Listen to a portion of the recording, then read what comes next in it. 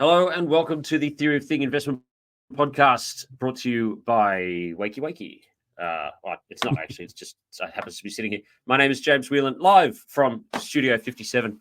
I'm the managing director of Barclay Pearce Capital's wealth management team, and you are here in Studio 57 at the Sydney HQ of BPC. Welcome to the family. I'm joined here by Heath Moss of HLM Investments. Heath, how are you now? Very well, mate. Very well. Busy week for me, but quiet week on markets. Yeah, I got a triple witching for myself today. Just did Ausbiz, roll into this podcast, and then I got SBS later on. So, busy day Ricardo. for me. Yes, very good. Yeah, Ricardo. Yeah, good bloke. Very good bloke. He is. So, yeah. That's always a good spot, that one. I like that. Yeah. They get about 30 seconds to a minute on the SBS, and then they put the rest in the podcast. It's always a good chat. The key is, obviously, I'm not going to tell you how to suck eggs, but I remember sort of talking to Ricardo about it. If you can just get that one bite, it makes his life so much easier of just going. And we can see that there is almost no chance that there will be an RBA rate cut next week. You know, that sort of thing where you just like, bang, he's going to use that. Everyone's life is easier. Exactly. Welcome to the show. Welcome to the show, guys. That's how it goes. G'day, Ricardo. Media trading. Media training is just like you just need that simple soundbite. And I quite often I'd be like, so you can see that there won't be, and it's just like, James, just say the one thing, right? Just say the line. Anyway, I always good on you, mate. SBS harder to do than a live cross there to Ausbiz or something like that. I don't know why. I'm just a little bit more natural on Ausbiz, whereas SBS I feel a little bit more rigid. SBS I feel more rigid because it's real TV. Is it because it's actually on the flicky channels? Yeah. Few more eyes will see it. I get messages that evening from family going, "Are you on TV? What are you doing?" That's. I tell you what, when I did SBS the first time, that's when I actually started getting messages from people just going, "James, are you somebody?" And it's just like, no, I'm not. No, I'm just doing a 30-second spot on SBS. It's not. It's just I'm not an economist. I'm not somebody. I don't know what's going on. Do not. It's all advice is general in nature, as you know. We're given and we're taken. Mate, what an absolute thrashing of a week. Happy 4th of July to you, brother man. You good? Yeah, happy 4th of July to you and our American friends. Basically means the market has done. Well, in terms of information, there's not much really out there. Market's been very good, actually. The US markets. Do we want to roll straight into it? No, I don't. I want to talk about some stuff. First off, okay. Happy belated birthday to my desk assistant, Will, who I don't know how old he turns, but we only hire footballers here. He's a good guy. I have noticed, and I don't know if you listen to this. This will be an interesting test if you listen to us. And the thing is, if you've got a good junior advisor who is doing really well, the worst thing you could do is publicly say that he's actually doing really well, because then all of a sudden the recruiters start calling straight through. But he has developed an amazing talent for actually starting to really pick some good stocks. He's really coming into his. I'm like the progression that he's shown is just phenomenal. And he's really just he gets it. He gets stocks. He's becoming he's got all the hallmarks of being a really good analyst, and all the hallmarks of being an actual real good stock picker. Something that I have never been very good at all. Being very humble as I am.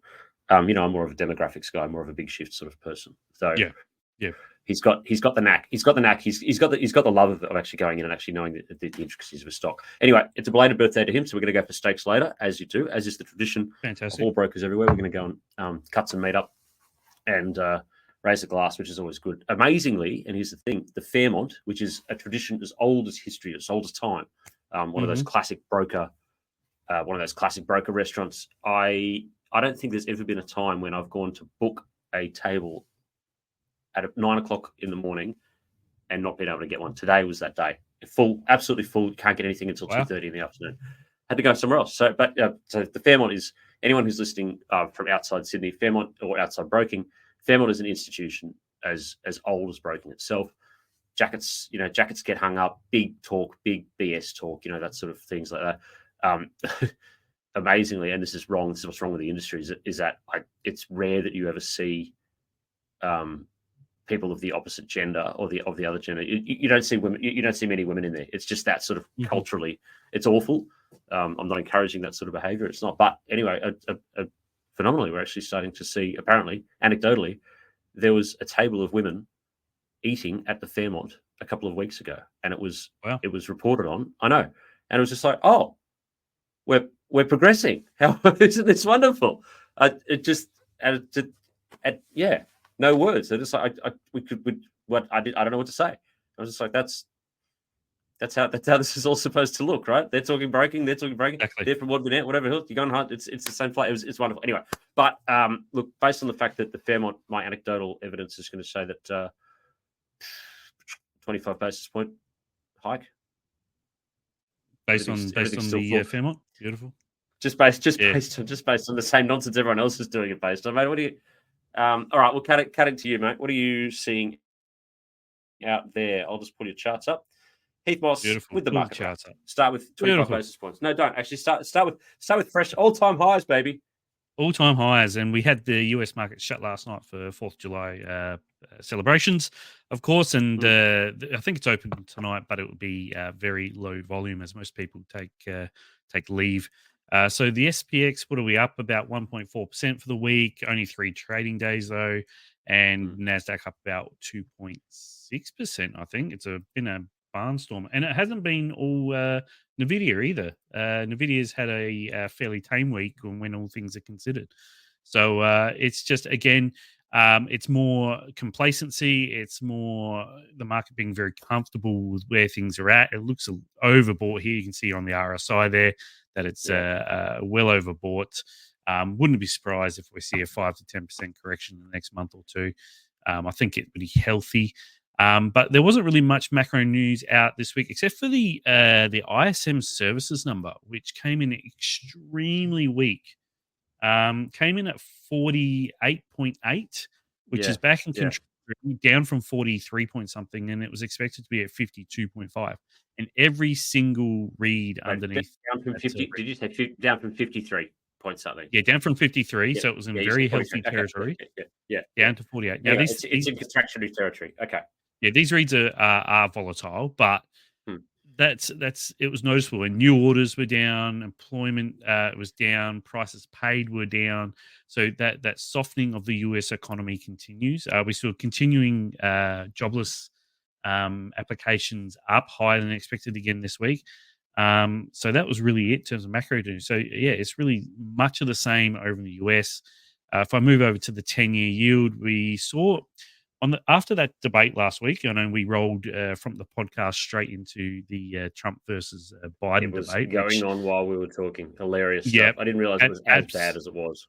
Absolute debacle for Biden and co. And they are really scrambling at the moment. I've got a feeling he and his wife don't want to step down, but the rest of the party do. So want him to. So we'll see what happens there.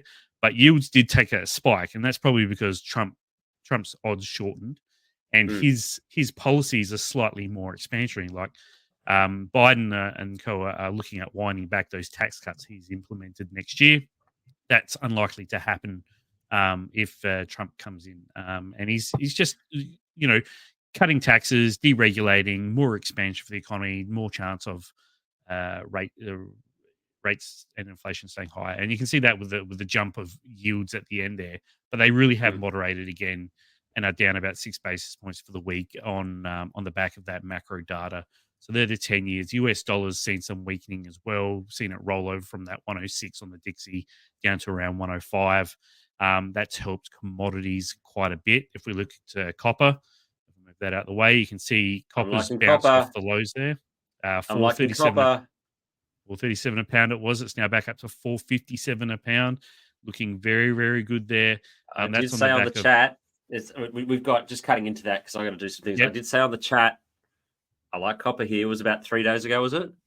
Yep, yeah, it was around about there. Yep. I'm just seeing that shape. It was just that the Chinese inventories or Chinese stockpiles. I said it was over. Just and you were like a little bit. I was just some great analysis there. Yeah, all is general in nature. But it's just it's worth a tickle. right? It And if is. it backtests that support, to quote old Assad Tanos, it's going to backtest that support, sits on that line that people who are listening can't see, but it'll go up, sits on that line, mate. If it holds firm, double Watch it up. out. We actually saw City during the week come out with a report on copper saying they expected to average $12,000 a ton next year. So Good that's enough. not far away. Good enough. So You know it's going up. So it's about, I think, around $10,000 a ton at the moment. So yeah, everything's looking good for copper. The US cuts possibly coming in, a weaker US dollar. China stimulus maybe at their meeting at the end of the month, because obviously they still need it. So things are looking better for copper than they were about a week or two ago. So having said that, though, I mean, it's much higher than it was 12 months ago. That was in the low $3 a pound area about 12 months ago. So we're still doing much better there. If we move to oil, you see oil here looking very, very strong. We had the largest drawdown on US inventories this week that we've had in 12 months. US dollars softening, so looking good there. Not much else driving oil, but I suppose the US economy is still remaining quite solid, even though things are softening, has spurred it on. China maybe looking a bit better, has pushed it higher as well. So it's around almost $84 a barrel WTI now, and it got as low as 72 about 2 months ago. So it's creeping back up there. I think it was last week or the week before, how I liked Woodside in the energy space. Still really like them. They've crept back up from about $27.50 to over $29. So it's stronger than expected driving season anticipated by the banking analysts. Well, there we go. Yeah, that's reason right there. That's one. If anyone wants to subscribe to our daily note, the Barclay Pierce Capital Wealth Management Daily Note marked that. That was something in there. I strongly recommend that if you don't subscribe to any morning note and you just want a good blast of the news with a bit of bits and pieces, and also the occasional really good stock tip by my junior advisor, who I'm going to stop talking up because he's going to have another job by next week. I can't afford to lose him. Please subscribe to my morning note. Please subscribe to Heath Moss's monthly, which came out last night. I saw it drop. I haven't changed to read it yet last night because I was trying to get a deal done. Just shoot me a message on Twitter or somewhere, or an email or something like that, and I'll add you to the list. I don't mind that. Hit the button for both of us. Go nuts. All care, no responsibility. Now, oil, mate. Can you show me Aussie US, please? Aussie US. Where are we? There we go. I got a little feeling. Oh my goodness, look at that. Okay. There we go. Look at that chart. That is phenomenal. That's breakout. That's breakout territory. That's going to keep. I reckon that's going to keep going. I've got no reason to think that will not continue. No. Especially with the Fairmont being booked out on a Friday. Rate. I can't afford another rate hike. I'll tell you that for free. Well, I think also. I mean, we're sort of beholden to the US dollar itself. I mean, if the dollar's going to go up, then there's no way that our Australian dollar's going to not go down. So really, it's good probably from the weakness in the US. I mean, it's US dollar is such a beast that it's so large that you can't fight it. You can't fight it. And our currency is so speculative. So I think US dollar being so weak this week, and China looking a little bit better. Inflation a little bit higher than expected here in Australia. The fact that cuts look maybe look, they've got 2 cuts factored into the US, but if data keeps on softening the way it is in there, then maybe they get 3 by the end of the year. So it's all bets are off on all bets are off on that one. I think it's ridiculous. What I hate about this is it's at this stage right now, it's ridiculous for people to make. I mean, banks need to make a prediction. I hate the prediction game. Always have hated the prediction game. Right now at this stage, so, we predict another 2 cuts. Yes, you've got to make those calls. Yes, you do. But it's like the data is so sketchy, and it's so swinging back and forth. And then Powell says something, the rest of the board say something. Anyway, it frustrates me, the whole prediction game. I hate it. I can't stand the prediction game, and I refuse to play that whole. James, what's your year-end target for the Dow? So, man, $1 billion? Billion? Give me a number. Anyway, get into that, and then I got something to talk to you about. Go on. So yeah, the Australian dollar looking quite good there. Probably heads back up to that high around 68.5. The average, I think the long-term average for the Aussie dollar is about 74, 75. So we're well below that. Sounds about If right. it crept Yeah. back up there, that would help inflation here. Obviously, we import a lot of goods, so higher Aussie dollar is better for us. But yeah, Yep. so I think that's basically it, mate. I mean, I don't. It was again a very quiet week, Tesla. short week. Tesla. Oh yeah, I'll put Tesla up You quickly. go on. You can do a victory lap on Tesla, mate. You've been bullish this stock for a while, and is it 8 straight days? Oh my goodness, look There we at that go. chart. Look at that. Yeah, stickle the rocket emojis all over that bloody It'll chart. make your heart Yeah, stop. That it is is. three. What is Their that? Three soldiers that they deliveries. call that chart formation. I think so. Yeah. Yep. Yep. The deliveries during the week that they reported were better than expected. Still weaker than last year, but Mm. much better than expected. And I mean, I was listening to a podcast. This is a while ago, and they were talking about Tesla and BYD and the fact that they were so far ahead of the competition. It wasn't funny, not only in terms of sales, but in terms of the technology and especially the battery technology. And what they're doing at the moment by cutting their prices so aggressively is eating into market share and gaining market share off a lot of other incumbents, which will fall by the wayside. There's a lot of EV makers over in China at the moment. A lot of them are going bust because they can't compete with these sort of prices. Yep. The tariffs over in Europe will help Tesla out because they haven't been whacked with tariffs. There's this talk that they may look at whacking with tariffs, but they haven't yet. Whereas the likes of BYD, etc., have. We already know the US have whacked huge tariffs on Chinese cars. I mean, it's similar to Toyota, etc., in the 80s, where everyone whacked tariffs on Toyota and other Japanese models for fear that they would flood their markets and destroy their own car manufacturing. And that's why Ford and Holden became so popular here in Australia because Toyota, etc., couldn't compete. So yeah, Tesla looking really good here. Probably takes a breath sooner rather than later, but a good performer. I think actually in that the performance chart. Actually, I don't have that up. But performance for the first half of the year, Tesla are up 100% from last year because it was a really bad year last year for Tesla. So it was. Everyone was. I'm not a big fan. No. Okay, And a lot of people can't separate Musk from Tesla in terms of liking the actual product and the cars and the company over Musk. I mean, no one really likes the bloke, but the company itself has some legs. So yeah, it's no yeah, question, it's been a good week. All right, and I did hear Paul Donovan on the Paul Donovan is, I think he's CIO of Wealth Division of UBS. I can never get his exact title right. He does a very good podcast just before the first thing in London, so you can catch it in the afternoon, evening, our time when it hits on the UBS. But I always listen to it in the morning because it tells you sort of what he sees coming up for that day, which then sort of gives you can bookend your podcast listening when you're on your way to work. Because I don't care about staying up overnight because I'm not trading the US markets anymore or anything like that, which is great. And I'm so happy for it. He dropped something saying that actual real inflation in the US is actually much more disinflationary or deflationary than anything else is showing. And I'm inclined to listen to him on that one. So the one big takeaway is that I see you are probably correct that rates, and I'm not going to put a number on it because that would be hypocritical of me to do it, but I think that rates are going to come off more than people are anticipating.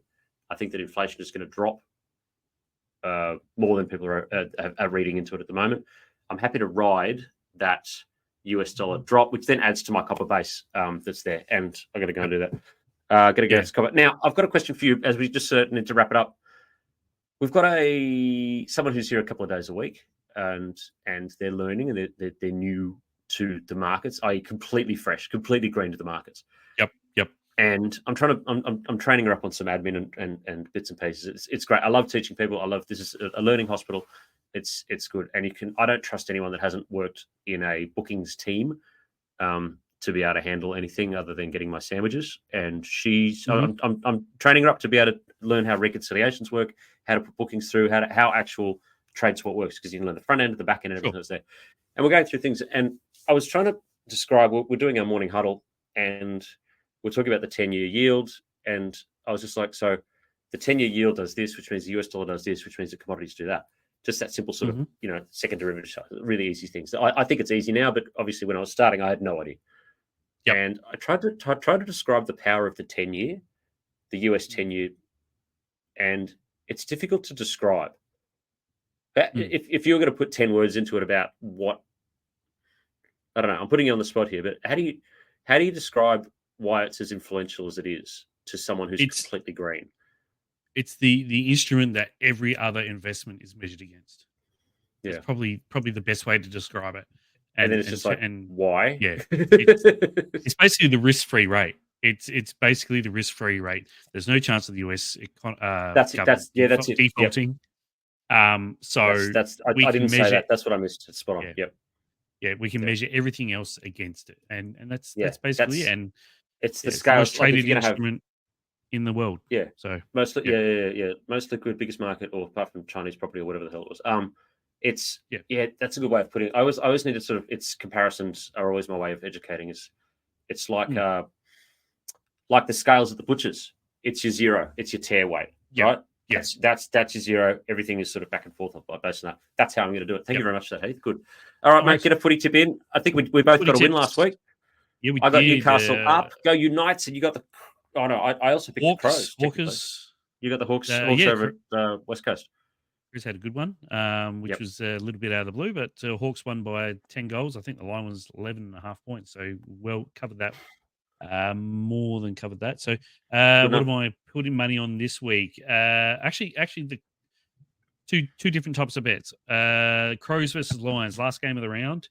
The line is 27.5. I'm putting money on the Crows for that. I reckon they will lose by less than that. Crows will lose by less than that. Yep. I don't think the Crows can win, but it will be closer than 5 goals. Good positive attitude there from you, Heath. Good. Yep. A realist. Okay. It's paying $1.90. Okay. Or that's $1.90. Yep. Or you can go Lions for 1-39 for $2.15. A little bit more money there. But I think I think it'll be a 2 or 3 goal win for the Lions. So okay, I thank you very much. Good. I am going to go with the New Zealand Warriors. Give them a few points. How many points have they got here? New Zealand Warriors playing away to the Canterbury Bulldogs. They've given them a 5.5 start. I hate 5.5 starts, so pick your own line. I'm going to do here, and I'm going to give the Warriors a full 6. Give them a full converted try, 6.5. That's $1.74. The Warriors to not lose by more than 6. How does that sound? All right. I think they'll win, but give yourself a few points for a few cents. That's it. And there you go. Bet with your head not over it. We are not a gambling podcast, nor do we intend to be. We're barely even an investment podcast, let's be honest here. Exactly. All right. On that note, Heath. Yep. I'm done. Thank you. Yeah, mate. Thanks very much.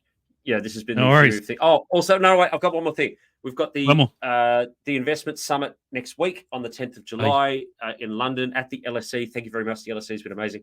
We've got Constance Iron presenting. We've got H2X presenting. Wellnex is going over there as well with the dual listing that's coming up. Aureus is going on. That's 1, 2, 3, 4. There was another company, and I'm going to get shot if I've forgotten them. No, it's gone. Anyway, no, I am actually going to get shot if I can't remember what the name of that company is. Anyway, I'm sure it'll come to me soon. Anyway, it's going to be great. Good luck to all the crew that's over there. I'm going to be staying here running the show as they're all away. But it's a very successful. It's sold out, or it's fully booked, which is great. Fantastic. We've got all of the seats at capacity. We've got all the companies that are over there doing what they need to do. We're absolutely stoked about what's coming up. So on that note, my friend, good luck to you, Heath. No worries. I'm going to go get ready for Ricardo. Say hi from me, mate. He's such a good bloke.